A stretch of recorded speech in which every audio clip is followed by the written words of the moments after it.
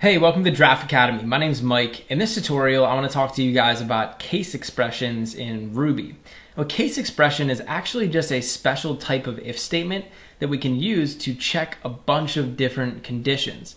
So we could use an if statement to check, to see if a bunch of different things are equal to other things or to check the values of different variables. But sometimes when there's a bunch of different things that we need to check, we can use something called a case expression, and it actually makes it a lot easier. So we're going to be creating a method in this tutorial which is going to map day abbreviations to day names.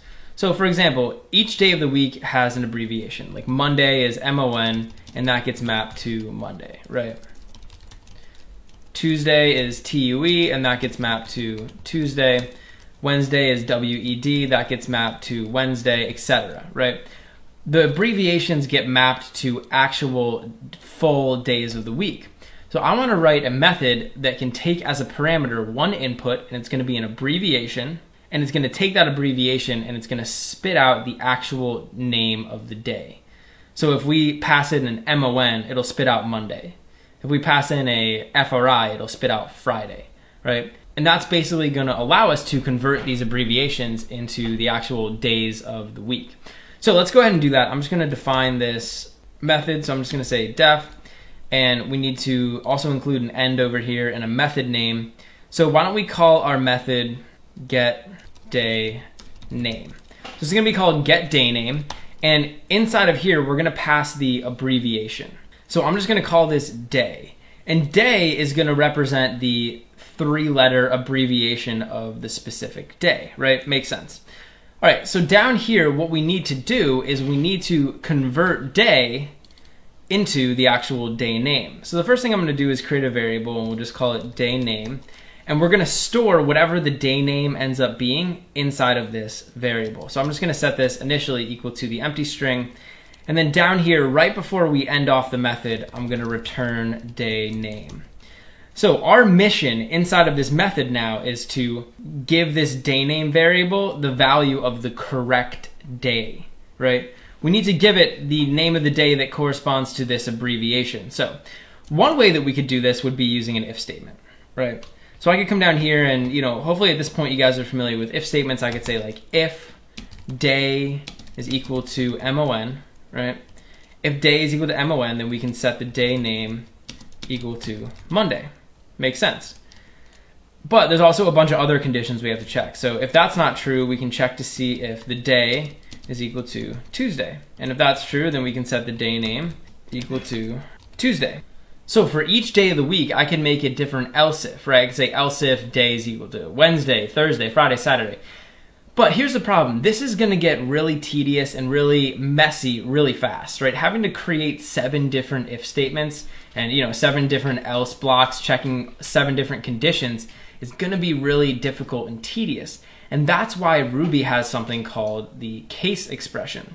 And essentially what the case expression does is it allows us to take a scenario like this where we're comparing the same value to a bunch of different values and put it into a structure of its own. So in this situation, in every single one of these conditions, we're comparing the day variable equal to another value, right? In this condition, we're comparing it to Monday. Down here, we're comparing it to Tuesday. We could also compare it to Wednesday, Thursday, Friday. It's the same comparison with a different value. In a situation like that, case expressions are golden. They're gonna help us out so much. So I'm gonna get rid of this if block, and over here, we're gonna set up a case expression. So the way that I do this is just by typing out case, and now I need to give this something. So we're gonna give this the value that we wanna compare to a bunch of different values. In our case, it's just day, right? Because I wanna compare day to MON, I wanna compare day to TUE, like TUE, I wanna compare it to WED, THU. I wanna compare it to all the day abbreviations. So we're gonna need to end this off. Now inside of here, I can create something called a when statement. And a when statement will basically do something when day is equal to a certain value. So I can say when, and now I can compare day to something. So I could say when MON, and basically what this means is when day is equal to MON, then down here we're gonna do something. So I can just put some code down here. So what I wanna do is set day name equal to Monday, because now we know they're trying to get Monday. I can make another when. So I could say when TUE, we could say day name is equal to Tuesday, right? And so basically what we're doing is we're checking to see if day is equal to Monday, and if it is, then we'll do this. If day is equal to Tuesday, then we'll do this, etc. So I could make one of these for every single day of the week. And that's exactly what I'm gonna do. So I'm gonna go ahead and do that, and then we'll meet back here and we'll talk about what happened. All right, so I went ahead and created one of these for every day of the week. So we have 1, 2, 3, 4, 5, 6, 7 of these here. And each one of these is doing something when a different condition is met. So when it's WED, we're setting day name to Wednesday. When it's FRI, we're setting day name to Friday, etc. So essentially we're able to create like a complex if-else structure, but without having to like actually write all of it out. We can just say like when, and it's automatically going to check this value with the value up here. So this can be really useful, but there's actually one thing that we want to account for. There's going to be situations where the user enters in an invalid day abbreviation. So if the user enters in a valid abbreviation like SUN or SAT, we can cover that, right? But what happens if they enter in something invalid? So what happens if they pass a parameter into this getDayName method that isn't an actual valid abbreviation? Well, we can use something called the else keyword. And the else keyword is a lot like the else keyword in if statements. I can just say else.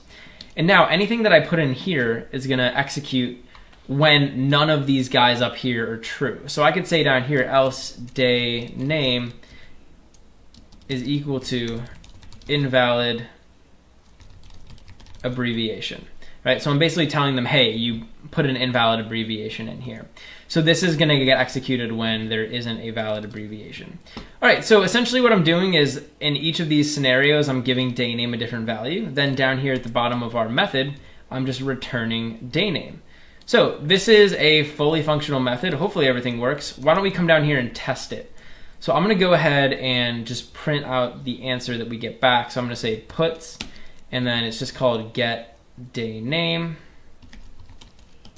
And we want to pass this an abbreviation. So I'm going to pass this MON for Monday, right? And when I pass it this, and we run our program, you'll see over here, we print out Monday. So our program is giving us back the correct answer.